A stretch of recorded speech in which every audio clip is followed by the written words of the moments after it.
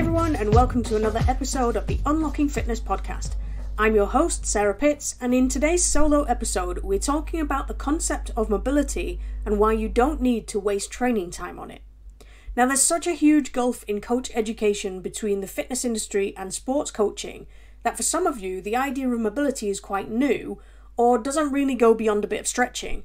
And for others, you've been carving out dedicated mobility time in your sessions for years, and of course, there's everyone else in the middle. So before we dive in, I just want to be absolutely clear. Firstly, it doesn't matter about your level of experience with mobility, who or what you coach. What we're going to cover in this episode applies to coaches at every level in every sport or area of fitness. And secondly, when I talk about mobility, I mean the ability to move a joint in any direction nature intended without pain or restriction. And thirdly, I don't really care whether you call it flexibility, mobility, stretching or anything else. When it comes down to it, all we're really trying to do is improve joint movement. Okay, so now we've set those things straight, let's dive in.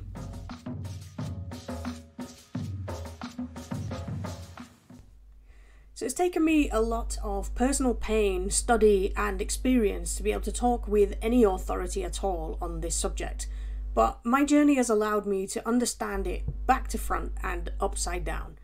Because over the space of about a decade, I strained the ligaments in my spine, shifted the bones in my ankle and had the bicep tendon drop out of its groove, all of which left me with long-term back pain so bad that I had to get my elderly neighbour to put my bin out because I couldn't lift it up the steps. Foot pain so sensitive that I couldn't even kick the water in the swimming pool, and a horrible deep, dull arm pain that made me feel sick. And in the middle of all this, I'd taken the plunge to go full-time self-employed as a personal trainer and was desperately trying to earn enough money to pay the mortgage on the house I'd bought a few months before, I know, great timing, and pay off the remaining finance on my car. So I've done the whole train around and through the pain thing and spent the next 20 years of my life studying injuries on academic, therapeutic and coaching level. So if there's been a method of improving movement out there, I've used it and probably even run workshops teaching other people how to use those methods. Because all I wanted was myself to be pain-free and to help other people to do that too. But with every passing qualification and the subsequent years of applying the new method, I always felt like there was something missing. It's like the system itself was just broken. As a patient, all the responsibility was on me, even though at the time I knew I was the one who least knew about the problem. And I had to decide who to go to see to help me. I had to fund my own treatment because I didn't have time to wait for the NHS appointments, because obviously it was my job to be able to move properly. And ultimately I had to decide when to stop treatment, which was usually a cash flow issue. So as a therapist, it was frustrating because my patients would just disappear after the pain had gone, and I knew exactly how that felt. But I knew it was only part of the solution.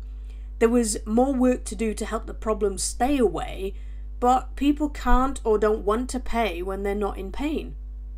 And as a coach, I would have people in my sessions who were either struggling with some kind of niggle, but determined to do some kind of training anyway, or they'd finished their treatment and wanted to get back into their training, but I didn't know anything about their problems to be able to do much to help, especially in a group situation.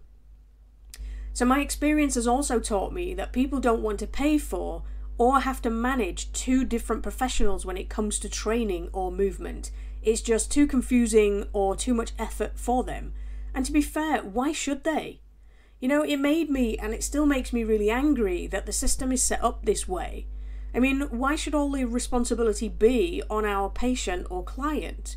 They don't know what coaches and therapists know, yet we leave all the decision making up to them. We're too busy focusing on our own little piece of the puzzle to see that none of it is really working, and mobility is just another example of that. It's another sticking plaster or temporary solution to disguise the fact that the system is broken. It's yet one more thing that coaches need to include in their sessions, like they don't have enough to do already, and people don't actually like doing it. I mean, I've even heard people say that they think less of their coach if they're observing while people are foam rolling or stretching because they think it's something menial that they can do at home and they don't really need to be watched to do. But then they don't want to do that either. And of course, you're always going to get some coaches who believe that their people like doing mobility training. But if you give those people a choice between doing training and mobility, they'll choose more training every time. So having experienced all sides of this problem for myself and seen just how broken the system really is, I've taken all of that experience, all of that knowledge I've gained over the last few decades, and developed a cool new approach that I call injury hacking, that is specifically designed to make everybody's job easier when it comes to managing injuries, and even ditch the need for separate mobility part of your session. Now, it's likely that you don't want to become a sports injury or movement specialist like I had to, but you do want to help the people you coach get rid of their aches and pains, or even prevent them. But the problem is the way that things are structured right now, there's not much you can do if you don't want to specialise. And the reason for that is that the traditional injury management approach waits for pain.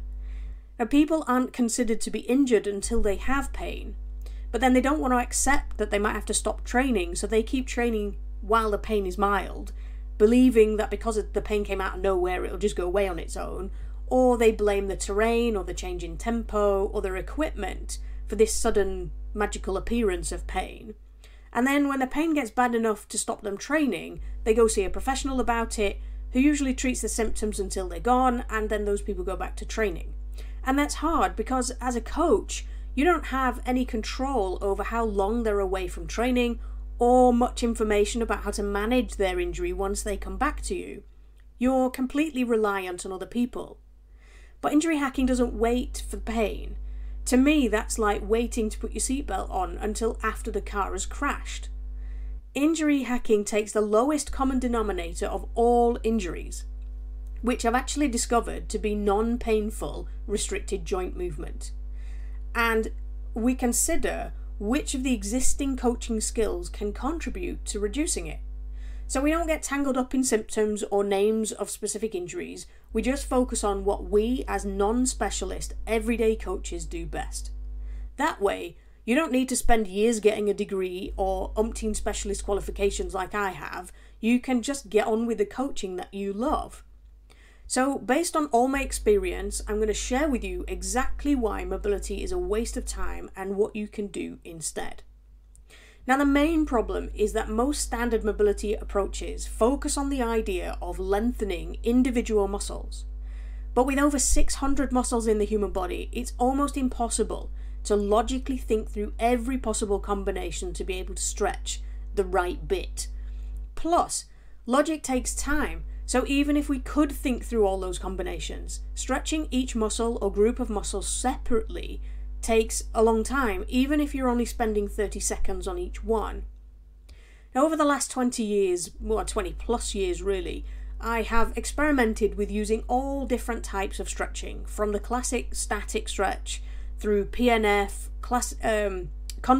contract, relax even, ballistic stretching, all the way through to the current favourite, which is dynamic stretching. But they all try to use human logic to focus attention on individual muscles. And it's the same with foam rolling. The foam rolling based 4-step method of movement improvement that I learned with the corrective exercise specialism qualification I did about 15 years ago.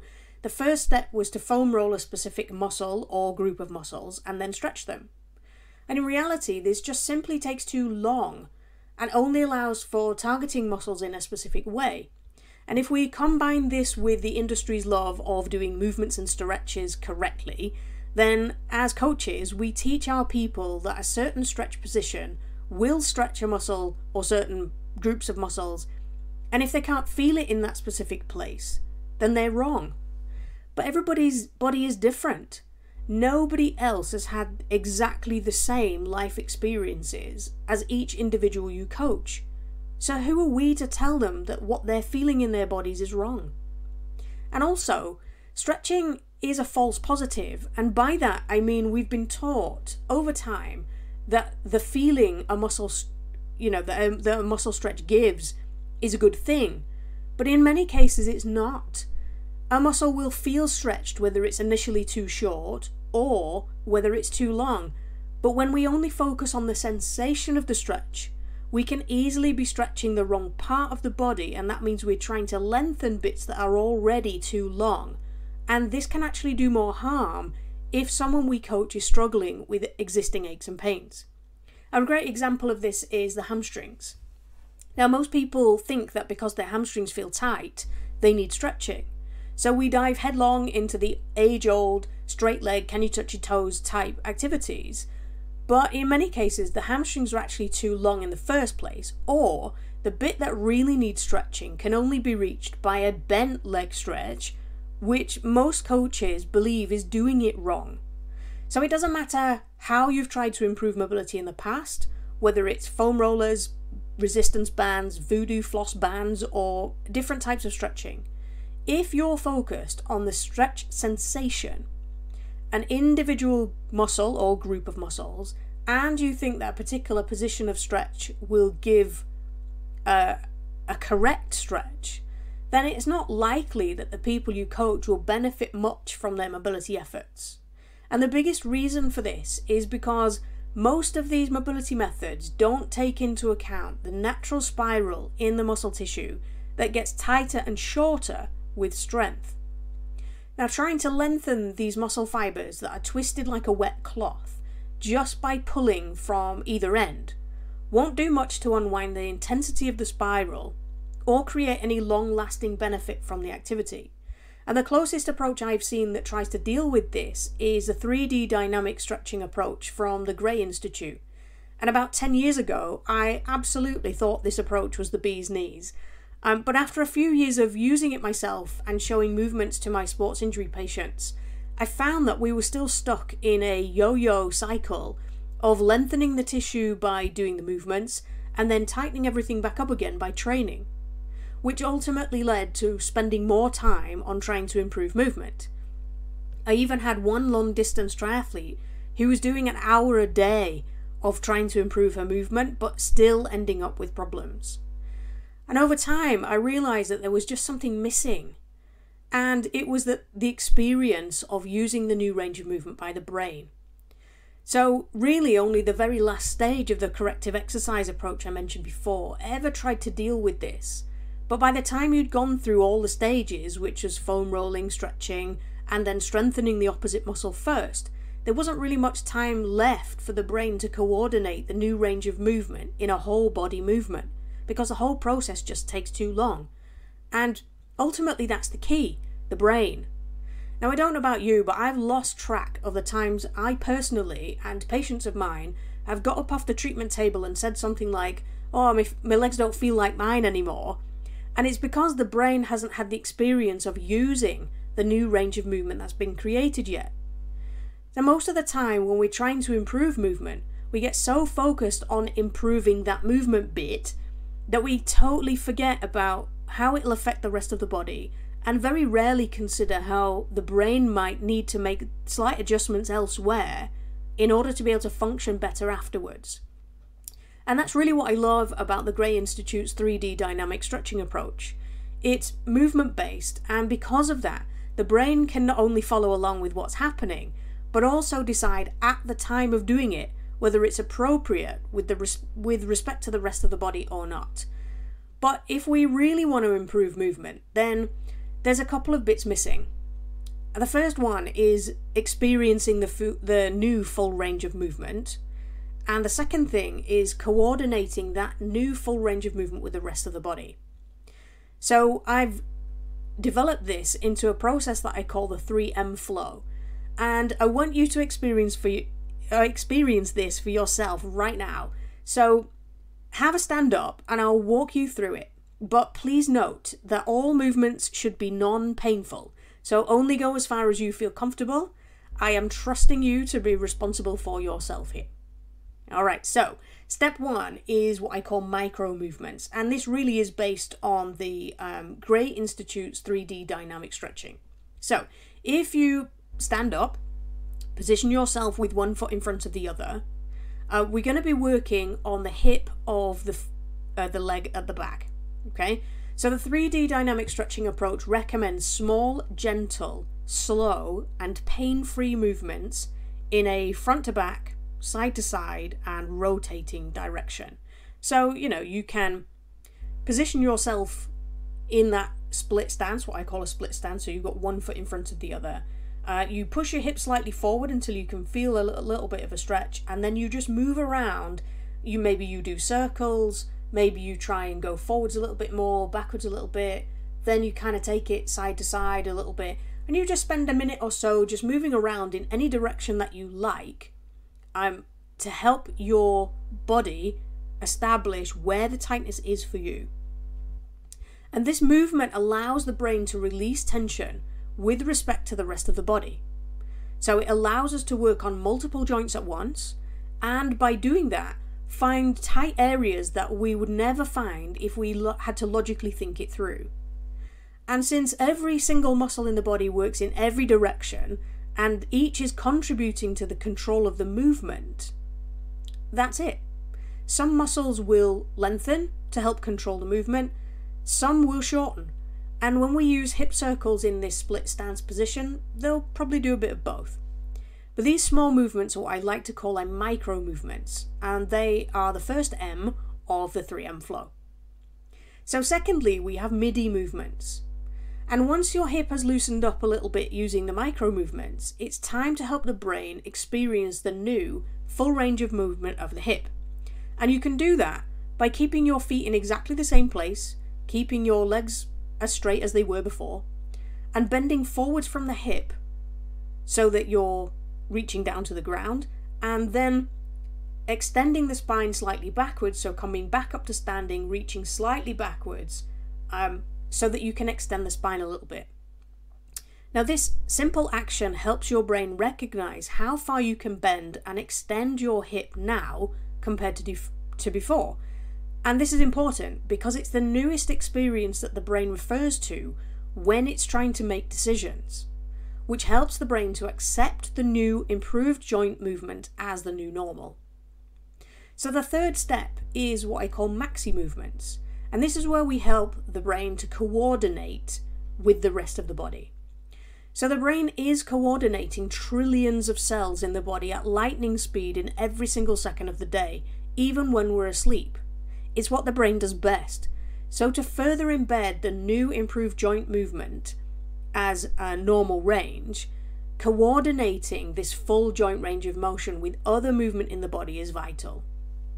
And we can do that really simply.